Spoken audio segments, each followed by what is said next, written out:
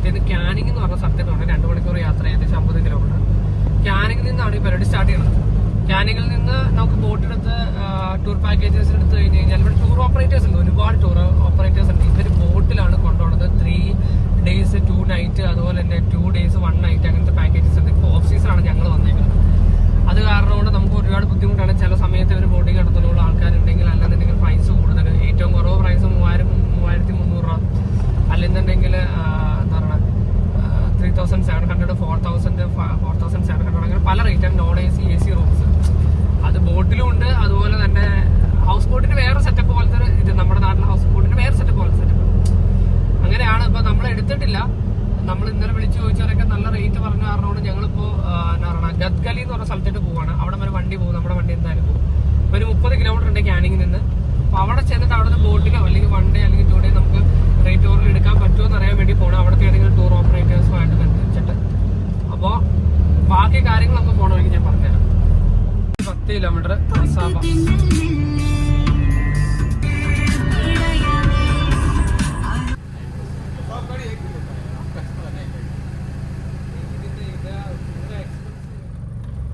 അങ്ങനെ 1/4 മണിക്കൂറത്തെ ഫൈറ്റിന് ശേഷം ബാർഗെയിൻ ചെയ്ത് അവൻ എനിക്ക് റൂമിന്റെ കാര്യങ്ങളല്ലേ വണ്ടിയുടെ കാര്യങ്ങൾ സെറ്റ് ചെയ്തത് സുന്ദർബന്റെ അകത്ത് പോകാൻ വേണ്ടി. ഓഫ് സീസൺ ആയ കാരണം കൊണ്ട് 40 പേരുടെ ഗ്രൂപ്പ് ഉണ്ടെങ്കിൽ മാത്രമേ നമുക്ക് നോർമൽ ചെറിയ പൈസകൾക്ക്, ഞാൻ ആദ്യം പറഞ്ഞ പൈസക്കൊക്കെ ഇവിടെ കിട്ടുള്ളൂ. ഇതിപ്പോൾ ഞങ്ങൾ രണ്ടുപേരും മാത്രമായ കാരണം കൊണ്ട് ഞങ്ങൾക്ക് പ്രൈവറ്റ് ബോട്ട് എടുക്കേണ്ട വരും. അതിന് കാശ് വരും. ബാർഗെയിൻ ചെയ്ത് അവസാനം ഞങ്ങളൊരു പൈസക്ക് സെറ്റാക്കി. പിന്നെ ഫുഡ് പുറത്ത് വാങ്ങണം. അവിടെ പാർക്കിങ്ങിനും പൈസ, തുടങ്ങാനും പൈസ. സുന്ദരമാൻ വേണ്ട കയ്യിൽ കാശിലാണ്ട് ഇങ്ങോട്ട് വന്നേക്കരുത് കേട്ടോ, ഇല്ലെങ്കിൽ പണി പാളും.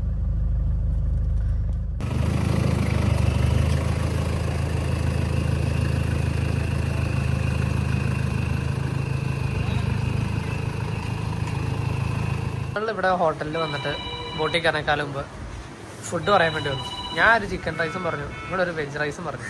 ഇയാൾ ഇവിടെ ഫുഡ് എടുക്കുന്നുണ്ടെങ്കിൽ ഇപ്പോൾ ഇവിടെ ഭയങ്കര നീറ്റും കാര്യങ്ങളൊക്കെയാണ്. പക്ഷെ അതേ എൻ്റെ മോക്ക് ഭക്ഷണം വേണ്ടെന്ന് പറഞ്ഞു. എന്താണെന്ന് പറയാം, കണ്ണ് മൊത്തതേ ഇവർ ഈ നീറ്റില്ലാത്ത സ്ഥലമായ കാരണം കൊണ്ട് ഇവർക്ക് വേണ്ടാന്ന് പറഞ്ഞു.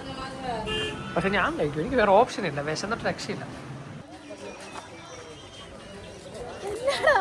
മിലിമോൾക്ക് സ്മെല്ല് വന്നിട്ട് ഇതിനൊക്കെ പറ്റണില്ല കേട്ടോ. ഇപ്പം ഛർദിക്കുമെന്ന് പറഞ്ഞിട്ട് ഇങ്ങനെ പോവാം. ഇതാണ് ഗദ്ഗലിയിലെ ലാസ്റ്റ് പോയിന്റ്. ഇവിടെ നിന്നാണ് ബോട്ട് സുന്ദർബനൊക്കെ പോകുന്നത്.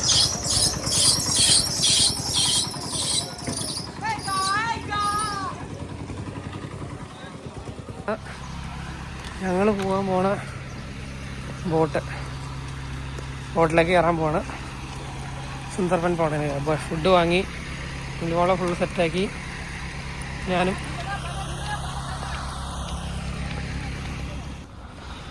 ഇങ്ങനെ ബോട്ടിയിട്ട് കയറി സുന്ദർബൻ. ഞങ്ങൾ മുൻ ഏരിയ ശരിക്കും ബോട്ടിൻ്റെ ഡൈനിങ് ഏരിയ, കപ്പിത്താൻ സ്പോട്ട്, ബോട്ട് ഓടിക്കുന്ന കപ്പിത്താൻ സ്പോട്ട്. ടോയ്ലറ്റ് ഉണ്ട്, ടോയ്ലറ്റ് നല്ല ടോയ്ലറ്റാണ്. ഇനി ഈ ബോട്ടിൽ 2 കേബിൾ ഉണ്ട്, അത് ഞാൻ കാണിച്ചു തരാം. ബോട്ടിനാട്ടോ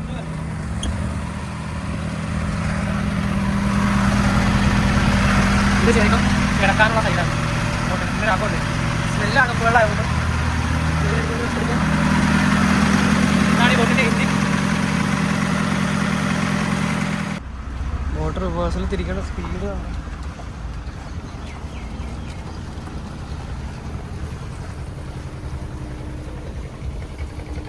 വട്ടം തിരിച്ച് ബോട്ട്.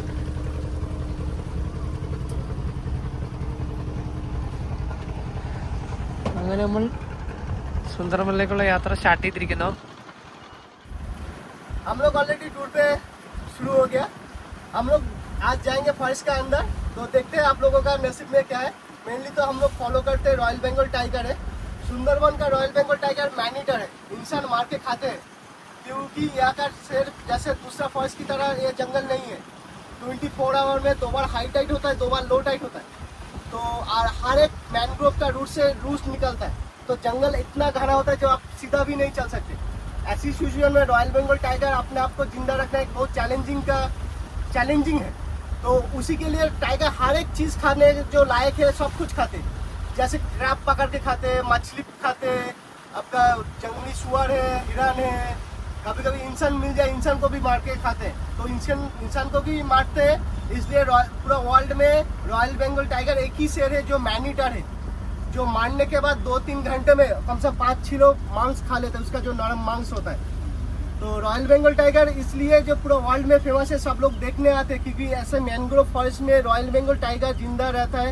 ये बहुत टफ चीज़ है, किसी भी इंसान को आप छोड़ दीजिए वो भी जिंदा नहीं रह पाएगा। तो उसी टाइमिंग में आज फॉरेस्ट में जाएंगे, देखते हैं आप लोगों का नसीब में क्या है। हम कोशिश करेंगे आप देखें, क्योंकि ये मैंग्रोव फॉरेस्ट एक ऐसा नहीं है जू है जो आपके लिए हम लोगों के लिए से रहेगा। देखते हैं क्या होता है आज, टाइमिंग क्या देखते हैं। Check the leg. लक के ऊपर डिपेंड है। ये वाला ये है आपका बाली आइलैंड।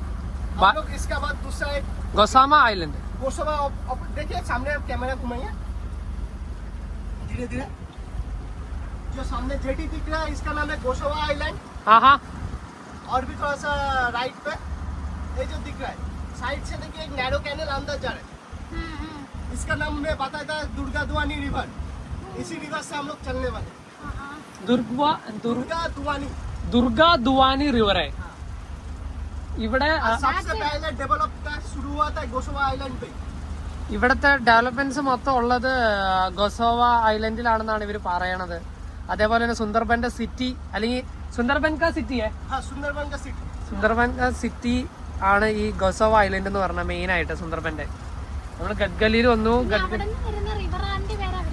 ആ ഈ റിവർ വഴിയാണ് നമ്മളിപ്പോ അങ്ങോട്ട് ഷോർട്ട് കട്ട് ചാടി പോണം, സുന്ദർബന്റെ അങ്ങോട്ട്.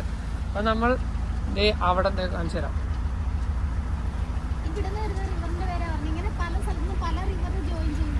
അവിടെ നിന്ന് ഞങ്ങൾ സ്റ്റാർട്ട് ചെയ്തു, അങ്ങ് അറ്റത്തുനിന്ന്. അവിടെ നിന്ന് നമ്മൾ സ്റ്റാർട്ട് ചെയ്ത് ബോട്ടിൽ ഇങ്ങനെ വന്ന് ഗോസാമ ഐലൻഡിന്റെ സൈഡിൽ വന്നു. ഇവിടെ നിന്ന് ഇങ്ങനെ വണ്ടി തിരിച്ച് ഈ വഴി നമ്മൾ എങ്ങോട്ടായിരുന്നു പറഞ്ഞാൽ സുന്ദർബനിലേക്ക് കിടക്കും. ആ ഇതുവഴി തന്നെ. ഞാൻ മാപ്പിൽ നോക്കിയായിരുന്നു, ആ പുള്ളിന്റെ മാപ്പിലെല്ലാം കാണിച്ചു തന്നായിരുന്നു. പിന്നെ എനിക്ക് അത്യാവശ്യം മാപ്പിന്റെ കാര്യങ്ങളൊക്കെ അറിയാവുന്നത് കൊണ്ടാ ഞാൻ പെട്ടെന്ന് ക്യാച്ച് ചെയ്യും.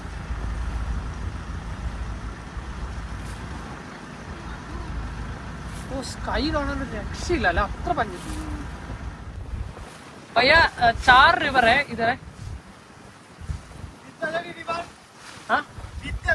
विद्याधरी river, Pasundi river, Durga Duani river, Hogal river. ഇങ്ങനെ 4 ലോക്കൽ പീപ്പിൾസ് പറയുന്നതാണ് ഈ റിവറിന്റെ പേരുകൾ. അതേപോലെ തന്നെ Bali island, Gosaba island, Basanti island, Chandipur island, 4 island junction, 4 river का भी जंक्शन. ओके, 4 आइलैंड 4 റിവറിന്റെ ജംഗ്ഷൻസ് ആണല്ലേ. और केरला में भी ऐसा आइलैंड है ना. കേരള ലക്ഷദ്വീപ് लक्षद्वीप കേരളത്തിലല്ല, അല്ലല്ലോ, കേരളത്തിലല്ലല്ലോ. എന്നാലും കേരളത്തിന് അടുത്ത് കിടക്കണ ഐലൻഡ്. കേരളത്തിൽ അങ്ങനെ ഐലൻഡ് കേരളത്തിലുണ്ട് ആലപ്പുഴ. सत्संग बिहार का अनुकूल ठाकुर का एक मंदिर है सामने.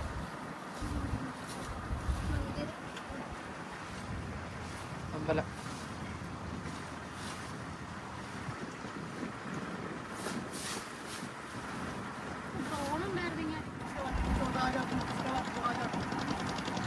മിലിമോളും പുള്ളിയും കൂടി എന്തൊക്കെയോ പറയണ്ട്. ടീച്ചറിന് ഹിന്ദി അറിയില്ല, പുള്ളിക്ക് ഹിന്ദി അറിയാം. ആ നീ ഇവിടെ പറഞ്ഞ എനിക്ക് കേൾക്കാൻ പറ്റില്ല, നീ എവിടെ പറയണത്?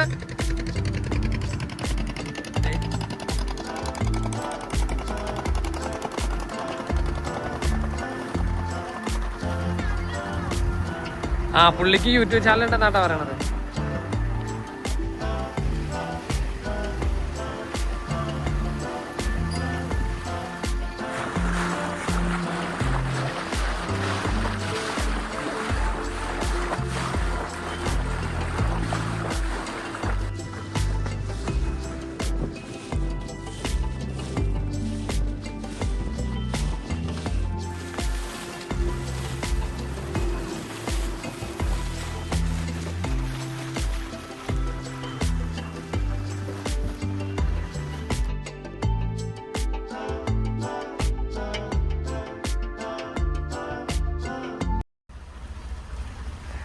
ഇതാ കാണുന്നതാണ് സുന്ദർബൻ ओए बैठा कोई സ്റ്റാർട്ട് ചെയ്യണത്.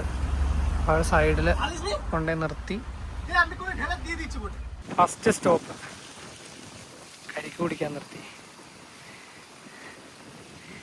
എന്താ അവർക്ക് കയറ്റാനും ഉണ്ട്. एक साइड है आपका गांव का side, village side, opposite side आपका फॉरेस्ट साइड. जितने भी गांव का ऑपोजिट फॉरेस्ट है सब नेट फेंसिंग से घिरा है, क्योंकि रॉयल बंगाल टाइगर एक साथ 6 किलोमीटर स्विमिंग कर सकता है ऐसा खड़ा पानी में. तो जब नेट फेंसिंग नहीं था तब क्या था, टाइगर कभी भी रात में टायर के गांव का साइड आ जाता है, उसके सामने जो भी मिले भेड़ बकरी हाँ ऐसा होता है ना, सुबह का टाइम घर का उतरे पोछा मारता है, ऐसी टाइम पे उसको उठा के वापस जंगल पे लेके आ गया. तो टाइगर उसका शिकार को लेकर जंगल में आ जाते हैं, तो इतना फास्ट स्विमिंग कर सकता है. तो इसीलिए फॉरेस्ट डिपार्टमेंट सामने से नेट फेंसिंग दिया है, जो क्या है ना वो डरता है, जो उसमें नेट फेंसिंग लाइलॉन का ही है, जो उसका पास टाइगर आए तो फंस सकता है. तो इसीलिए अभी टाइगर का मूवमेंट थोड़ा सा गांव की तरफ कम है, लेकिन पहले बहुत था. और अपोजिट साइड आप देख ही पा रहे हैं, जो गांव का साइड हम लोग के यहाँ पर यही रिवर आपका जा रहा है बांग्लादेश.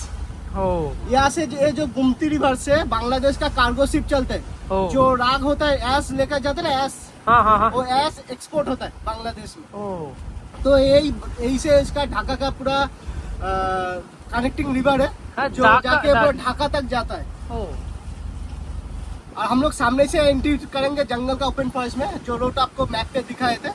तो चलते हैं, सामने ही ओपन फॉरेस्ट है, फॉरेस्ट थोड़ा सा दिखाइए सबको. സുന്ദർബൻ നമ്മൾ ഫോറസ്റ്റിൻ്റെ സ്റ്റാർട്ടിങ് പോയിന്റിലെത്തി. ഇവൻ പറഞ്ഞതനുസരിച്ച് ഇവിടെ നിന്ന് കടുവകൾ നീന്തി അപ്പുറം കരയിലെത്തും. അതിനുശേഷം അവിടെ നിന്ന് പുള്ളി നീന്തി തിരിച്ചു ഇങ്ങോട്ടും വരുമെന്ന് പറഞ്ഞാൽ ഇവിടെ കടുവകളിൽ നീന്തൽ ആരെയും പഠിപ്പിക്കേണ്ട ആവശ്യമില്ല. അല്ലെ അടിപൊളിയായിട്ട് നീന്തും. ഏറ്റവും നല്ല നീന്തൽ കടുവകളുള്ളത് സുന്ദർബനിലാണെന്നാണ് പറയണത്. മുതലകളെ കാണാൻ പറ്റും കേട്ടോ ഇവിടെ. അത് ഭാഗ്യം പോലെ ഇരിക്കും. വെള്ളം ഇറങ്ങുന്ന സമയത്ത് പുള്ളി സൈഡിൽ വന്ന് കയറി കിടക്കുമെന്ന് പറയുന്നത്. നമ്മൾ ആദ്യം കണ്ട ഗത്കലില്ലേ, ബോട്ട് സ്റ്റാർട്ട് ചെയ്ത് അവിടെ വരെ മുതലകൾ വരുമെന്നാണ് പറയണത്.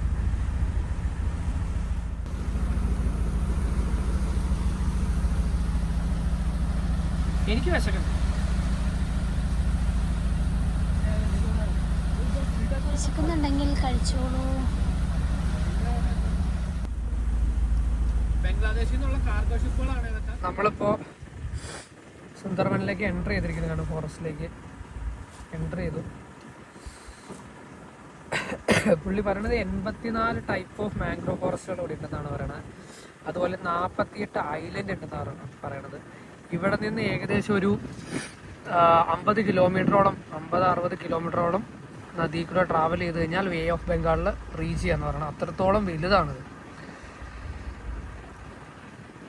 പിന്നെ അതുപോലെ തന്നെ കടുവകൾ, പല ടൈപ്പ് ഓഫ് കടുവകളുണ്ട് വേ ഓഫ് ബംഗാളിൽ തന്നെ. അതിന് ഓരോരുത്തർക്കും മെയിലിനും ഫീമെയിലിനും ഇത്ര ഏരിയാസ് ടെറിട്ടറി ഉണ്ട്. അവരുടെ ഓരോ ടെറിട്ടറി ഉണ്ട്. അവിടെയാണ് അവർ വാഴണമെന്നാണ് പറയുന്നത് മെയിനായിട്ട്. ക്രോക്കഡൈലൊക്കെ വെള്ളത്തിൻ്റെ അടിയിലായിരിക്കും എന്ന് പറഞ്ഞത് ചൂട് സീസൺ ആയതുകൊണ്ട്.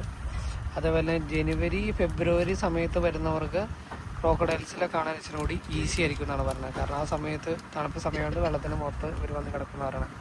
അതാണ് ഏറ്റവും ബെസ്റ്റ് സീസൺ എല്ലാവരും വരാൻ. അതുപോലെ തന്നെ കടുകട ഇവരെല്ലാവരും ഈ ചൂട് സമയമുണ്ട് ഒരുപാട് അന്തറിലായിരിക്കും, അകത്തായിരിക്കും എന്നാണ് പറയണത് കേട്ടോ.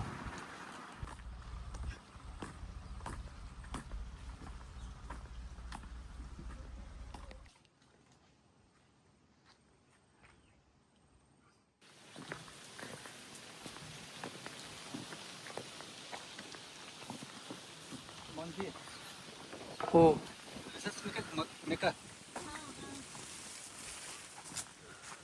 ഇവന്മാര് പിന്നെ ഏത് നാട്ടിൽ ചെന്നാലും ഉണ്ടായിക്കോളും. और ये जो ट्री है देखिए, इसका एक रूट मेन ब्रांच से पहाड़ है कि मिट्टी के अंदर चला गया. स्टील रूट है, इसे कहते हैं स्टील रूट है. गॉर्जन ट्री का एक एडप्टेशन है. ये का जो हॉर्न है उसका टाइप है, वो जो रेड कलर का जो इसलिए इसका नाम है क्रैप. ये पशु ट्री है. 84 ടൈപ്പ് ഓഫ് മാംഗ്രോ ട്രീസിനെ കുറിച്ചാണ് ഈ പറയുന്നത്. അതിൽ സ്പെഷ്യൽ ആയിട്ടുള്ളതാണ് പുള്ളി പറഞ്ഞു തന്നത്. ഇതെല്ലാം പല ടൈപ്പ് ഓഫ് മാംഗ്രോ ട്രീസാണ്.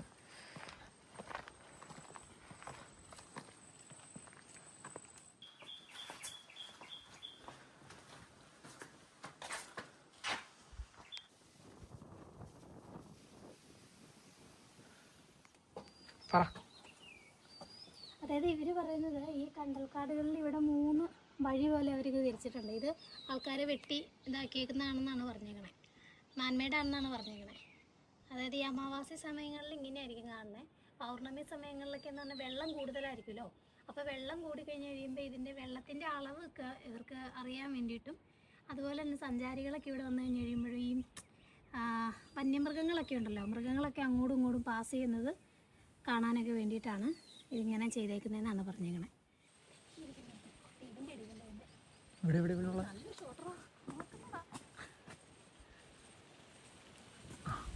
നോക്ക് എന്നെ നോക്ക്.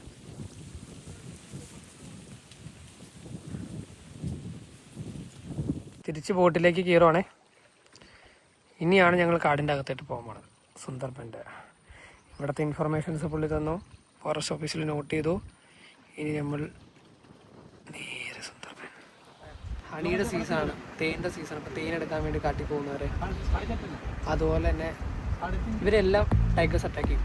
ബാക്കിയുള്ള ഫോറസ്റ്റിലെ പോലെ അല്ല, ഇവിടെ സുന്ദർബനിലെ കടുവകൾ ഭയങ്കര അക്രമകാരികളാണെന്നാണ് പറയുന്നത്. അതും ഏത് മുഖേന ഇങ്ങനെ വന്ന് അറ്റാക്ക് ചെയ്തിട്ട് പോകുന്നു പറയാൻ പറ്റില്ല. അതും സെക്കൻഡ്സിനുള്ളിൽ നമ്മൾ കടിച്ചുകൊണ്ട് പോകുന്നതാണ് പറയണത്. നമ്മുടെ ഗൈഡ് നമുക്ക് കുറേ ഇൻഫർമേഷൻസ് തന്നു, അത് വെച്ച് പറയണേ. സുന്ദർബനിലെ എൻ്റർടൈൻമെൻറ്റ്സ് കടുവകൾക്കും ക്രോക്കഡൈൽസും ഒക്കെ എൻ്റർടൈൻമെൻറ്റ് വേണ്ടേ. അതിനകത്ത് മെയിൻ എൻ്റർടൈൻമെൻ്റ് ആണ് ടൈഗേഴ്സ് വെള്ളത്തിൽ നീന്താൻ നേരത്ത് ക്രോക്കഡൈൽസ് അറ്റാക്ക് ചെയ്യും. അതേപോലെ തന്നെ ക്രോക്കഡൈൽസ് കരയിൽ കയറാൻ നേരത്ത് ടൈഗേഴ്സ് അറ്റാക്ക് ചെയ്യും.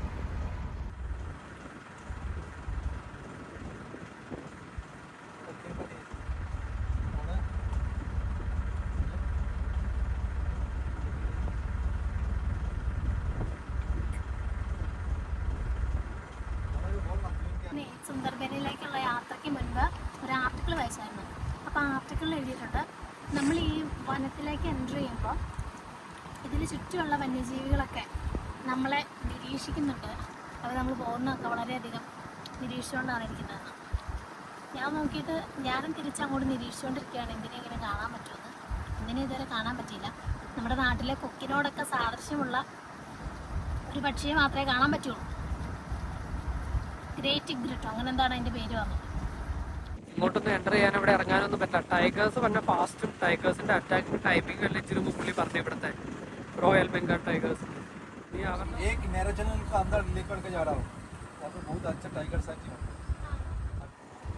ഈ മാംഗ്രോയുടെ റൂട്ടുകൾ ഭയങ്കര ഭംഗിയായിട്ടാണ്. ഇത് നാച്ചുറലിന്റെ ബാരിക്കേഡാണെന്നാണ് ഗൈഡ് പറയണത്. अरे अरे अरे और ये जो रूट है ये इसके बारे में आपको पता है, स्टील रूट है, ये बहुत अच्छा लगेगा. ടൈഗർ ഉണ്ടോ? ശബ്ദമൊക്കെ ഉണ്ടാക്കി പോകണ്ടല്ലോ. ആരാണ്?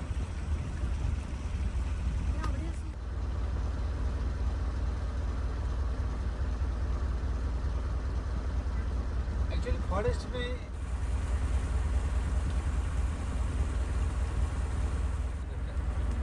ഈ ഹോളിലെല്ലാം ക്രാബാണെന്നാണ് പറയുന്നത്. പല ടൈപ്പ് ഓഫ് ക്രാബ്, ഞണ്ടുകൾ, പല കളേഴ്സും ഒക്കെ ആയിട്ടുള്ള. അത് ഞാൻ വേറെ കുറേ വീഡിയോസിലൊക്കെ കണ്ടായിരുന്നു. ചില നാച്ചുറലായിട്ട് പ്രൊട്ടക്ട് ചെയ്ത സ്ഥലമല്ലേ അതുകൊണ്ടാന്ന് തോന്നുന്നത്. ഈ വെള്ളം കണ്ടില്ലേ, അവിടുത്തെ വെള്ളം മൊത്തം അഴുക്ക്. ഇവിടെ വന്നു കഴിഞ്ഞപ്പിക്കും വെള്ളം എന്ത് രസം കാണാൻ, സ്കൈ കാണാൻ എന്ത് രസം. ഇതിന്റെ നിറവ്യത്യാസമാണ്, ഡെൽറ്റകളുടെ നിറവ്യത്യാസത്തിനനുസരിച്ചാണ് ആ വെള്ളത്തിന്റെ നിറം. ആണോ? എനിക്കെല്ലാം അറിവില്ല കേട്ടോ. അതല്ലേ സാറ് പറഞ്ഞേ, അവിടെ മറ്റേ മഡ് വാട്ടറിന് ആ നിറാണ്, ഇവിടെ വരുമ്പോ കുറച്ചുകൂടെ വ്യത്യാസമാണെന്ന് പറഞ്ഞല്ലേ. പക്ഷെ എനിക്കൊരു കടുവേനെ കാണാൻ പറ്റും. കടുവേ കടുവേ കടുവേ കടുവേ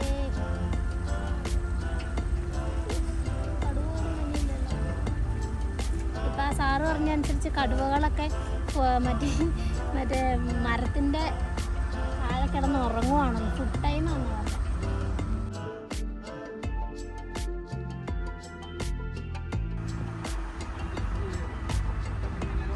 ഇവിടെ ഭയങ്കര ഡേഞ്ചർ ഏരിയ എന്നാണ് പറഞ്ഞേക്കണേ. കാരണം ഇവിടെ ഒട്ടും വീതിയില്ലല്ലോ. അതുകൊണ്ട് നമ്മളെ ആ താഴെ പോലും നിർത്തിയില്ല, ഇവിടെ കയറിയിരിക്കാൻ പറഞ്ഞു.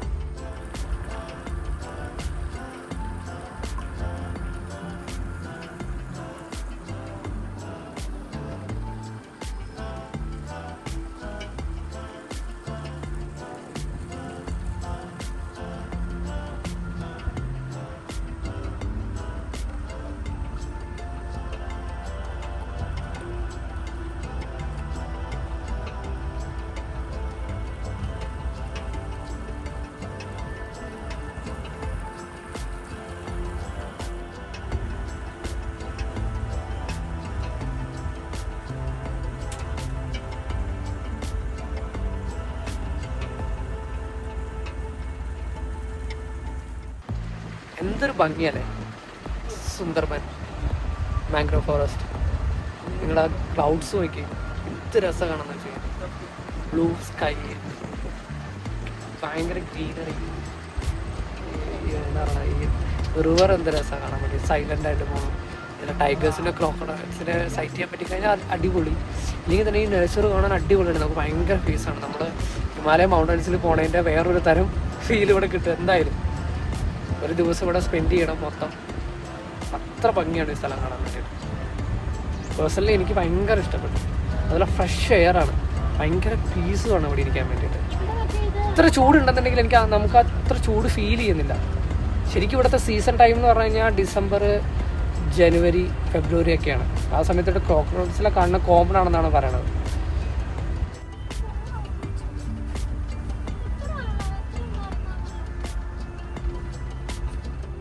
ये लोग मानते जो हम लोग देवी माता को पूजा देंगे, माँ हमारा संतुष्ट हुआ तो टाइगर नहीं मिलेगा, टाइगर के साथ मुलाकात ही नहीं होगा। बेसिकली ये लोग चाहते हैं जो टाइगर के साथ हम लोग, क्योंकि जो लोग हनी कलेक्ट करने जाते हैं वो तो ओपन फॉरेस्ट में चल रहे हैं पैदल, जो लोग क्रैब पकड़ने नाव लेके जा रहे हैं एकदम नैरो कैनल पे चलते हैं, उनके लिए लाइब्रेरी सबसे ज्यादा है। तो वो लोग माता की पूजा देते हैं, टाइगर चलो टाइगर ना दिखे हम वो प्रार्थना करते हैं। പേരും കൂടി എന്തൊക്കെയോ ഇരുന്ന് സംസാരിക്കുന്നുണ്ട്. പുള്ളി പറയണ ഇവർക്കും ഇവള് പറയണ പുള്ളി പറയണത് എന്തൊക്കെയാണ്. പിന്നെ ഇതിനകത്ത് ഏറ്റവും കൂടുതൽ എന്നെ ആകർഷിച്ച മറ്റൊരു കാര്യം, ആകർഷണമല്ല അതിനപ്പുറം അത്ഭുതപ്പെടുത്തിയ മറ്റൊരു കാര്യം എന്ന് പറഞ്ഞിട്ടുണ്ടെങ്കിൽ, ഞങ്ങൾ വരുന്ന വഴിയിൽ ചെറിയ നമ്മുടെ നാട്ടിലെ ബോട്ടല്ല, ചെറിയ മറ്റേ വഞ്ചികളുണ്ടല്ലോ, ആ വഞ്ചികളിൽ കൂടി ഹണി എടുക്കാൻ വേണ്ടിയിട്ട് ഇവർ ഈ കാടിൻ്റെ ഉള്ളിലേക്ക് കയറി പോകുന്ന പറഞ്ഞിരിക്കുന്നത് ഇവിടുത്തെ ലോക്കൽസ്. അപ്പം അത് വളരെയധികം നമുക്ക് പിന്നെ വളരെയധികം അത്ഭുതപ്പെടുത്തി കളഞ്ഞു കേട്ടോ. കാരണം ഇത്രയും ഡേഞ്ചർ ആയിട്ടുള്ളൊരു കാടിൻ്റെ ഉള്ളിൽ കൂടെ ഒരു പ്രൊട്ടക്ഷനും ഇല്ലാതെ ഇങ്ങനെ പോകാന്ന് പറയുന്നതേ തന്നെയല്ല, ചുറ്റും നമ്മൾ ഈ ഓടി രക്ഷപ്പെടാൻ ഒരു വഴിയില്ലല്ലോ, ചുറ്റും ഇതുപോലെ വെള്ളമല്ലേ. ഇതൊരു വല്ലാത്തൊരു കാര്യം തന്നെയാണ്. ഇത് ഫിഷ്ക മദർലാൻഡാണ്.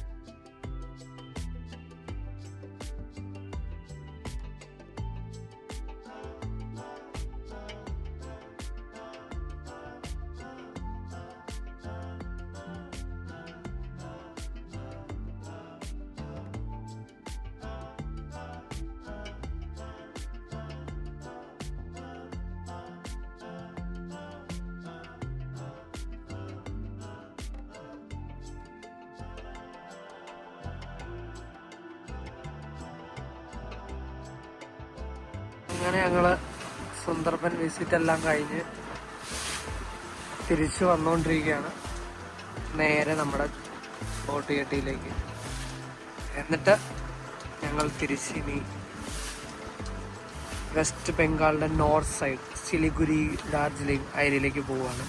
അതേപോലെ ഇവിടെ ഞങ്ങൾ തിരിച്ച് പോകുന്ന വഴിക്ക്, ഇതിപ്പോൾ നമ്മുടെ വെസ്റ്റ് ബംഗാളിൻ്റെ സൗത്ത് കൊൽക്കത്ത കഴിഞ്ഞു, അതേപോലെ സുന്ദർബൻ കഴിഞ്ഞു. ഇനി ഞങ്ങൾ പോകുന്ന വഴിക്ക് ബംഗ്ലാദേശ് ബോർഡർ കയറാനുള്ള പ്ലാൻ ഉണ്ട്. ബംഗ്ലാദേശ് കാണാൻ പറ്റുമോ എന്നുള്ളത് അറിയാൻ വേണ്ടിയിട്ടുള്ള ഒരു പോക്ക് അവിടെ പറ്റിയാൽ പോകും.